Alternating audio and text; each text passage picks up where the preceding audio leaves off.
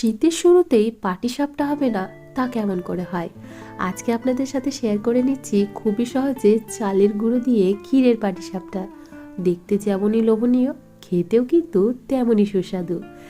তো প্রথমে নিয়ে নিচ্ছি 1 কাপ পরিমাণে চালের গুঁড়ো। আমি এখানে কেনা চালের গুঁড়ো ব্যবহার করেছি।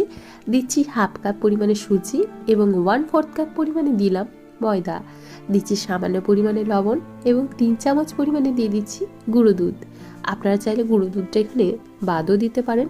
এখন সমস্ত উপকরণ খুব ভালোভাবে মিশিয়ে নিচ্ছি। তারপর এখানে মিষ্টির জন্য ব্যবহার করব পাটালি গুড়। অন্যদিকে একটা প্যানের মধ্যে 1 কাপ পরিমাণে জল গরম হতে বসিয়েছি। তার মধ্যে একটা পাটালি দিয়ে দিচ্ছি।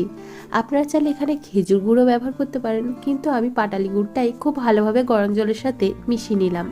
আর জলটা একদম উষ্ণ গরম রয়েছে, একদম ফুটন্ত গরম জল কিন্তু ব্যাটারের মধ্যে দেব না। এখন সেই গুড় জলটাই আমি দিয়ে দিলাম ব্যাটারের মধ্যে। এখন খুব ভালোভাবে সমস্ত কিছু একসাথে মিশিয়ে নিচ্ছি। আপনারা চাইলে অবশ্যই চিনি ব্যবহার করতে পারেন, কিন্তু গুড়টা দিলে পাটিসাপটার কালারটা ভীষণ সুন্দর আসে, তাই আমি এখানে গুড়টাই ব্যবহার করছি। আর এই গুড়টা ব্যবহার করলে পাটিসাপটাটা খেতে তো অসাধারণ লাগে। এখন খুব ভালোভাবে ব্যাটারটা তৈরি করে নিচ্ছি।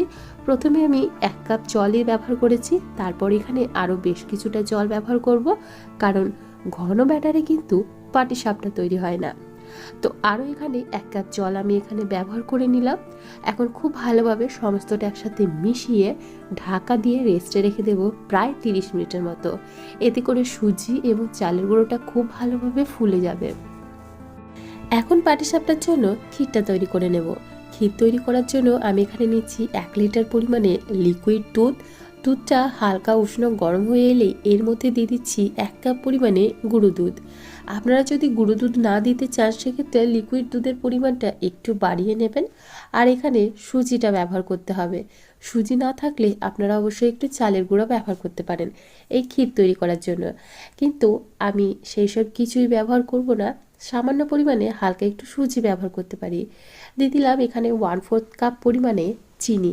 খুব বেশি মিষ্টি আমি এখানে দিচ্ছি না।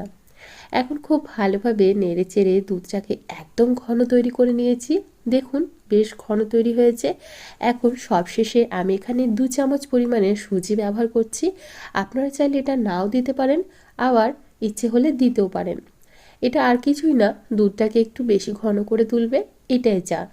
আপনারা চাইলে কিন্তু সুজির পরিবর্তে 2 চামচ পরিমাণে চালের গুঁড়োও এখানে ব্যবহার করতে পারেন। তো দেখুন আমাদের ক্ষীরটা অলমোস্ট হয়ে এসেছে। এখন আর একটু নাড়াচাড়া করে একটু ঘন করে নিলেই তৈরি হয়ে যাবে। দেখুন আমাদের ক্ষীর একদম তৈরি।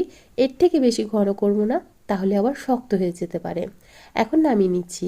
অন্যদিকে আমাদের ব্যাটারটা 30 মিনিট মতো খুব ভালোভাবে রেস্ট নিয়ে নিয়েছে, আর সুজি এবং চালের গুঁড়োটা খুব ভালোভাবে ফুলে উঠেছে। দেখুন ব্যাটারের ঘনত্বটা আশা করি আপনারা দেখেই বুঝতে পারছেন।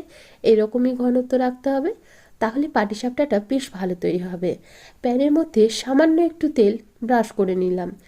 তারপর এখানে দিয়ে দিচ্ছি 2 হাতা পরিমাণে ব্যাটার। ব্যাটারটা কিন্তু কোনোভাবেই ঘন করবেন না, এরকম পাতলা ব্যাটারই তৈরি করতে হবে।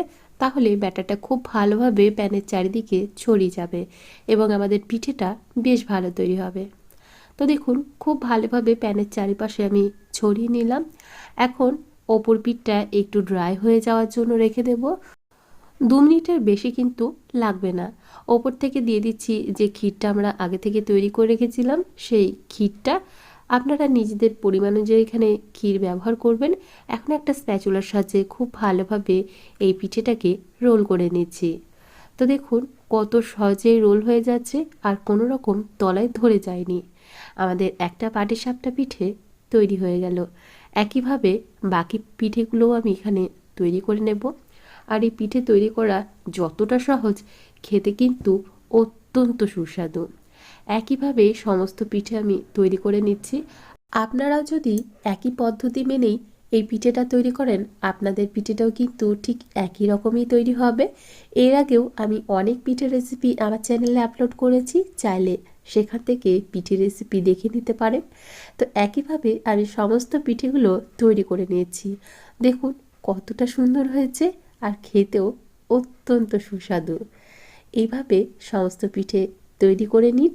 আর কেমন লাগলো আপনাদের এই রেসিপিটি অবশ্যই কমেন্ট করে জানাবেন। ভালো লেগে থাকলে প্লিজ প্লিজ একটা লাইক করে দেবেন। আজকে তাহলে এখানেই বিদায় জানাচ্ছি।